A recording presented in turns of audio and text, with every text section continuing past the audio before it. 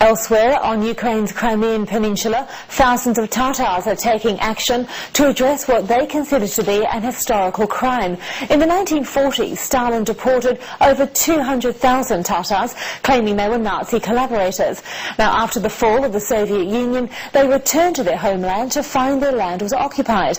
They're now struggling to reclaim that land they consider to be theirs, despite the fact they're traditionally considered nomadic. Yulia Popova explains. This land is some of the most expensive and sought after in Ukraine. It has no gas, water or proper roads, but it overlooks the Black Sea. The Tatar family has seized this field as a retribution for being exiled in the Second World War. This woman was among 200,000 Tatars deported to Central Asia on the orders of Stalin. The soldiers came. They told us to pack and leave. We started crying. So many people died during that journey. Charged for collaboration with the Nazis, they left but vowed to return. When the Soviet Union broke apart, the Tatars started their long trip back.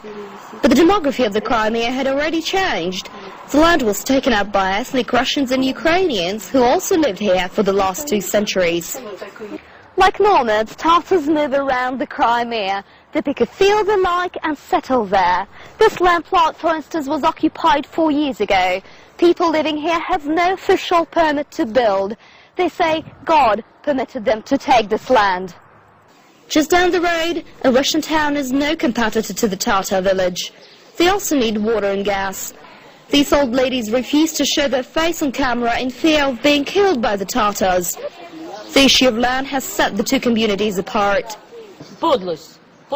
They are mean to us. Our people have to travel all over the Crimea for work, and they conspire against us by blocking the roads. Some of these women remember the horrors of the Tatar deportation, but they say that taking revenge on the local Russians and Ukrainians is unfair. The Tatars are well connected with the Turks. They say they can stick a knife into us for their land. They have one faith. The Communist Party in the Crimea introduced a law imposing criminal responsibility for the seizure of land. They claim the Tatars occupy prime spots only to sell them later, and law enforcement agencies seem to ignore the practice. The Ukrainian president wants to destabilize the situation in the region. By giving amnesty to the Tatars guilty of land seizure, they set a precedent. They are rubbing salt into old Russian wounds because the Crimea was their territory since the 18th century.